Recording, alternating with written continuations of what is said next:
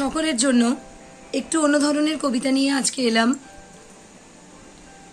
বৈশাখ মাস থেকে তো বিয়েবাড়ি চলছে, আর এই করোনা বিধ্বস্ত দিনে এই বিয়েবাড়ি বলতে এখন লিমিটেড লোকের মধ্যেই কাজ সারতে হচ্ছে, ম্যাক্সিমাম 50 জন।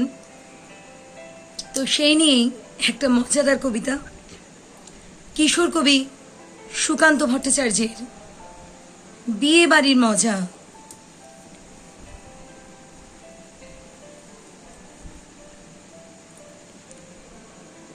বিয়ে বাড়ি বাজছে সানাই, বাজছে নানান বাদ্য, একটি ধারে তৈরি হচ্ছে নানা রকম খাদ্য।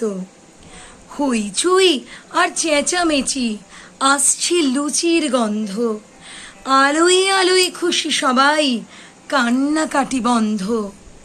বাসর ঘরে সাজছে কোণে, সকলে উৎফুল্ল, লোকজনকে আসতে দেখে কর্তার মুখ খুলল।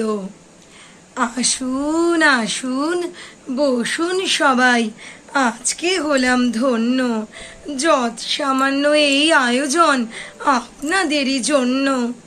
মাংস, পোলাও, চপ, কাটলেট, লুচি এবং মিষ্টি। খাবার সময় এদের প্রতি দেবেন একটু দৃষ্টি। বর আসেনি, তাই সকলে ব্যস্ত এবং উৎসুক, আনন্দে আজ বুক সকলের নাচছে কেবল ধুক ধুক।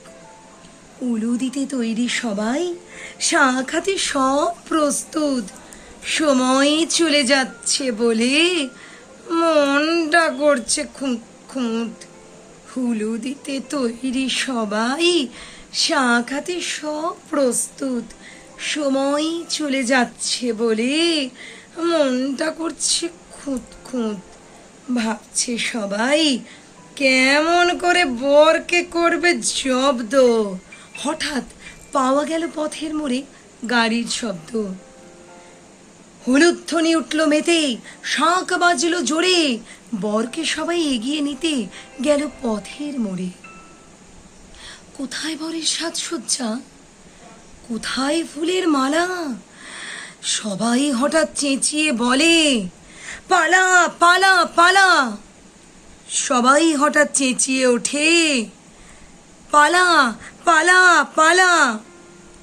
বর নয় তো, লাল পাগড়ি পুলিশ আসছে নেমে। বিয়ে বাড়ির লোকগুলো সব হঠাৎ উঠল ঘেমে। বললে পুলিশ, এই কি কর্তা, ক্ষুদ্র আয়োজন, 50 জন কোথায়? এ যে দেখছি 1000 জন।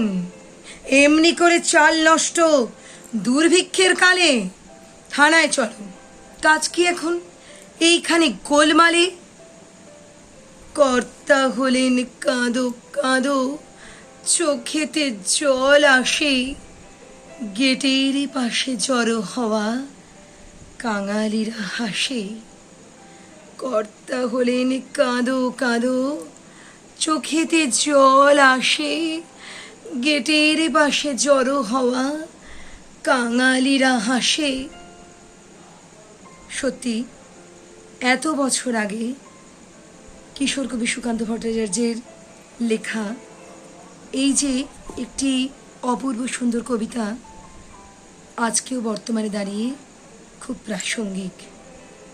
নমস্কার।